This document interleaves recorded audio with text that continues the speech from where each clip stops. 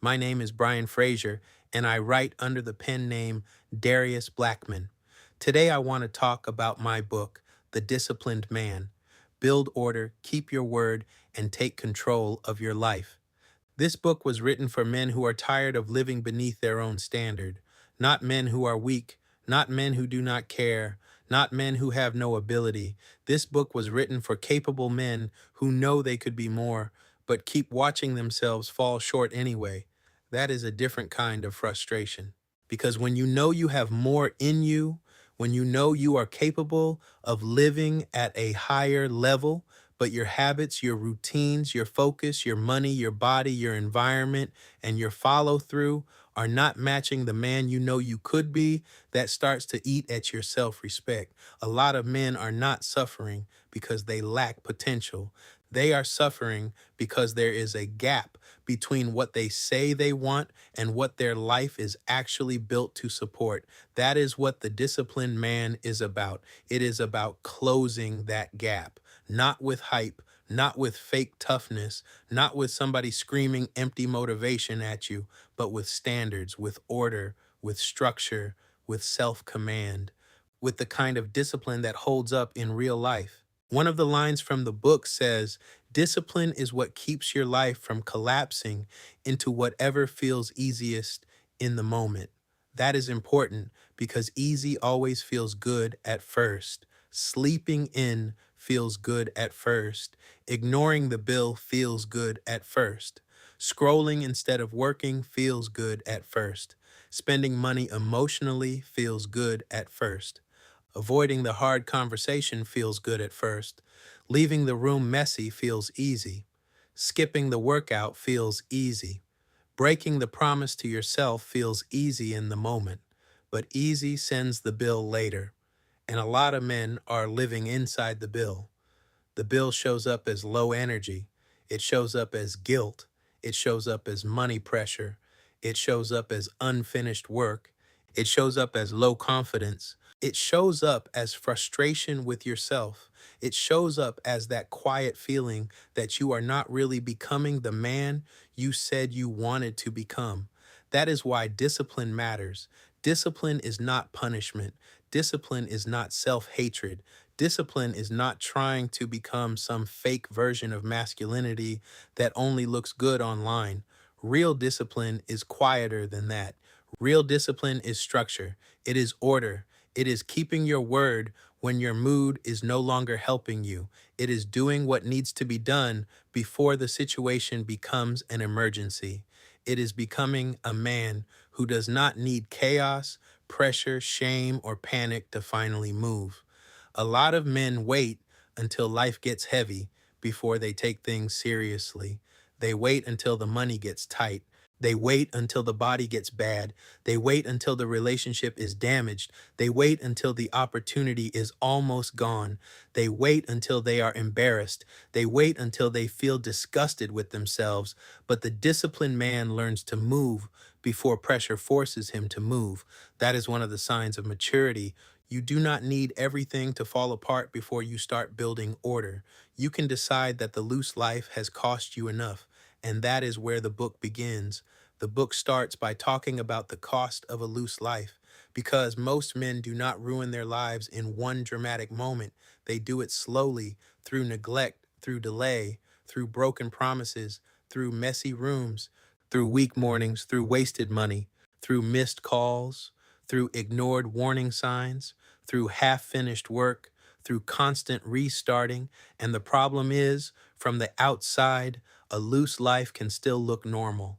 A man can go to work, he can pay some bills, he can keep up appearances, he can talk about his goals, but underneath all of that, he knows things are not as tight as they should be.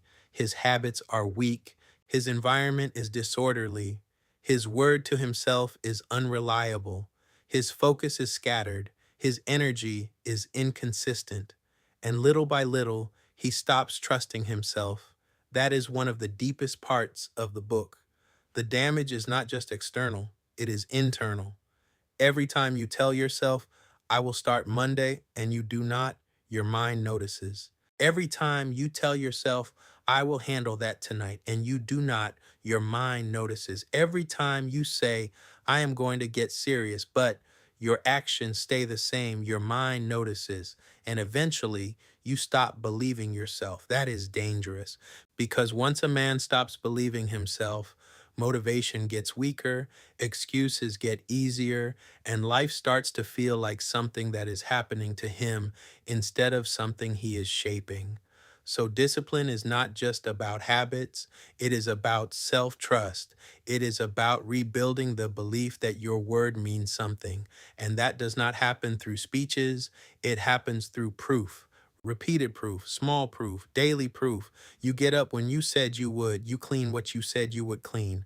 You train when you said you would train. You handle the money you were avoiding. You finish the task. You return after a bad day. You stop letting one weak moment become a weak week. That kind of proof changes a man. Another line from the book says, a man becomes what he consistently tolerates. That is one of the strongest truths in the entire book, because a lot of men think they are becoming what they want, but really, they are becoming what they allow. If you keep tolerating disorder, that disorder starts shaping you. If you keep tolerating excuses, excuses become part of your character. If you keep tolerating emotional spending, your money stays unstable. If you keep tolerating weak sleep, your energy stays unreliable. If you keep tolerating distraction, your attention gets weaker. If you keep tolerating broken promises to yourself, your self respect takes the hit. A man becomes what he consistently tolerates. That means if you want your life to change, you cannot only set goals, you have to raise standards. That is why one of the major ideas in the disciplined man is standards before habits. Most men try to fix their life by picking a new routine, a new workout, a new planner, a new app, a new schedule, a new notebook, a new system. And those things can help, but if the standard underneath them is weak, the routine will not hold. Because habits need a backbone. A standard is that backbone. A standard says, this is what I do. This is what I do not do. This is what I allow. This is what I no longer accept for myself. That matters because men without standards live in constant negotiation. Every morning becomes a debate. Should I get up now or later? Should I handle this today or push it off? Should I train or skip? Should I spend this money or not? Should I keep my word or explain why I did not? That constant negotiation wears a man down. Standards reduce negotiation. They give you a line to live by, not because you are perfect, but because you are serious. And serious men need non negotiables, not 50 rules, not some dramatic routine that only works for 2 weeks, but a few real anchors that keep the rest of life from sliding. Maybe your non negotiables are simple. I make the bed. I do not scroll before I handle my first important action. I train 4 days a week. I review my money every week. I reset my room before I sleep. I do not speak bigger than I live. I finish what I start before chasing another idea. Those may sound simple, but simple does not mean small. Simple standards lived repeatedly can rebuild a man. The book also talks about building a day that carries you because a lot of men are trying to become disciplined inside a day that works against them. Their morning is loose. Their phone controls the first hour. Their space is cluttered. Their work has no protected block. Their evening sabotages the next day. Their sleep is random. Then they wonder why discipline feels so hard. Sometimes discipline feels hard because your whole day is built with too much friction. A strong day does not need to be perfect, it needs anchors, wake time, morning reset, protected work, training, money, or admin check, evening shutdown, next day planning. These are anchors, and anchors matter because real life will not always cooperate. You will have stressful days. You will have tired days. You will have busy days. You will have days where the morning does not go right. The goal is not perfect days. The goal is strong returns. That is another major message from the book.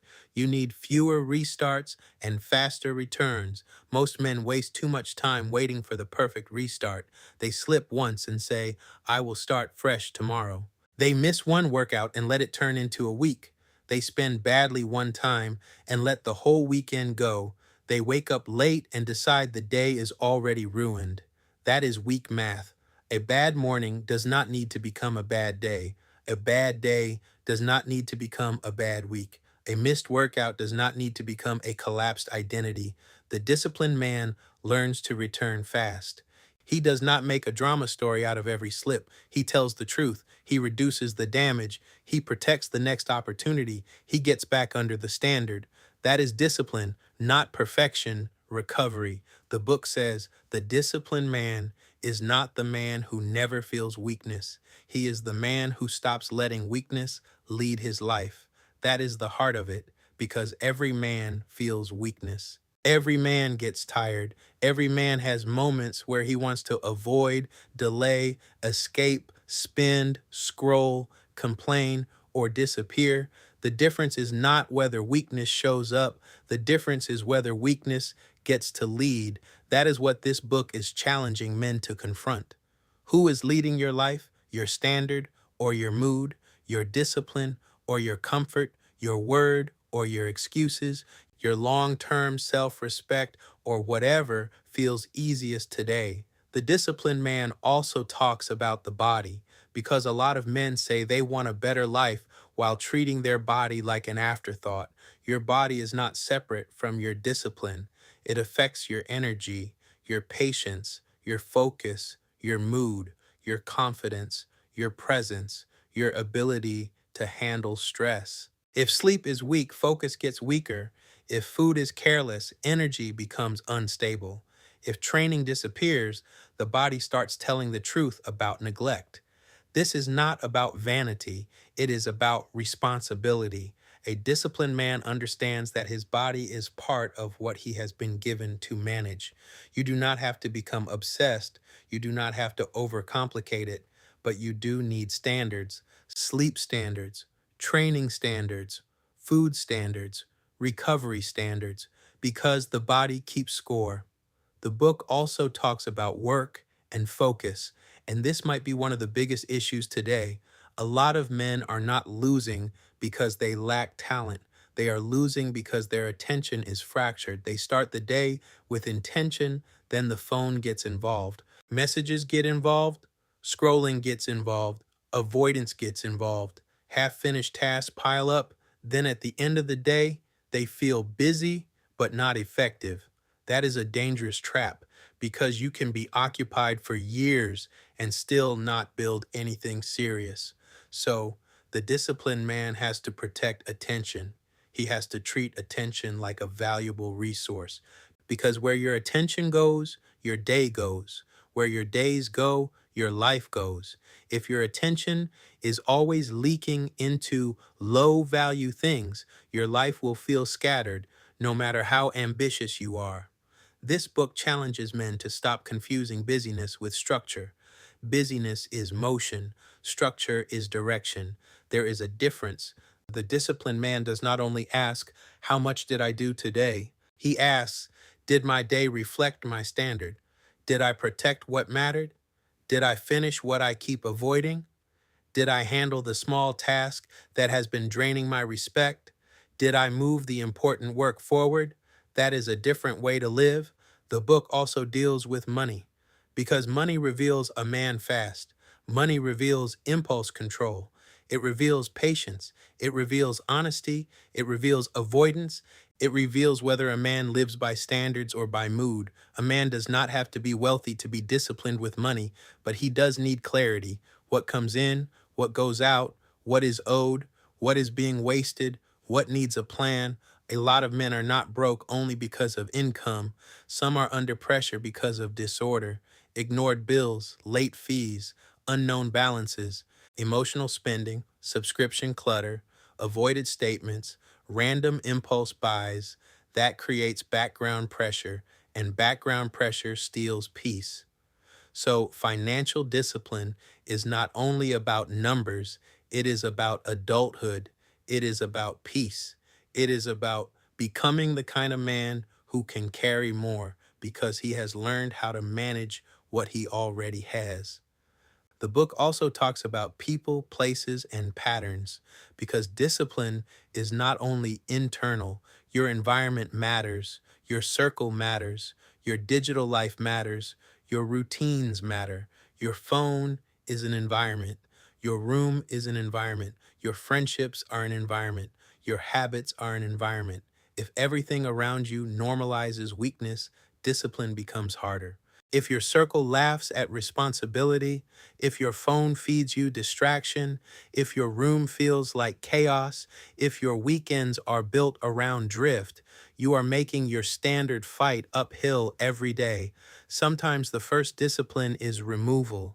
Remove the app, remove the weak habit, remove the trigger, reduce access to people who keep pulling you back into the version of yourself you are trying to outgrow. This is not about being arrogant, it is about being serious. A man has to ask, what strengthens me and what weakens me? And once he sees the answer, he has to act on it. The book also talks about speech, boundaries, and presence, because discipline is not just what you do with your calendar, it is what you do with your mouth. Do you over explain? Do you complain too much? Do you make promises too casually?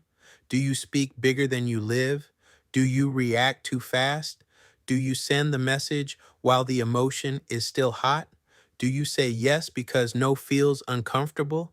That is discipline too. A disciplined man learns to say less and mean more. He learns that boundaries protect standards. He learns that a clean no is better than a resentful yes. He learns that silence can be stronger than reacting. He learns that his words should carry weight, and that weight comes from alignment. When your words and your life start matching, people feel it. More importantly, you feel it. That is self respect. And that is really what the long game of discipline is about: self respect, not fake confidence, not loud performance, not trying to impress strangers. Self respect earned through repeated proof. Every time you keep your word, you deposit proof. Every time you return after a weak day, you deposit proof. Every time you handle what you used to avoid, you deposit proof. Every time you raise the standard and live it, you deposit proof. And over time, that proof changes the way you see yourself. You become more believable to yourself. That is powerful because a man who believes himself moves differently. He speaks differently. He works differently. He leads differently. He walks into the room differently, not because he is pretending to be strong, but because he has evidence. That is what the disciplined man is trying to give men: a framework for evidence, a way to build order, a way to keep your word, a way to stop living beneath your own standard. This book is not for perfect men. It is for men who are ready to stop explaining their inconsistency and start correcting it. It is for men who are tired of drifting. It is for men who want their life to feel tighter, cleaner, calmer, and more respectable than it does right now. It is for men who want to become dependable in private, sharper in public, and more trustworthy in every room they walk into. If that is you, then this book was written for you. Again, my name is Brian Frazier. I write under the pen name Darius Blackman, and this is The Disciplined Man. Build order, keep your word, take control of your life.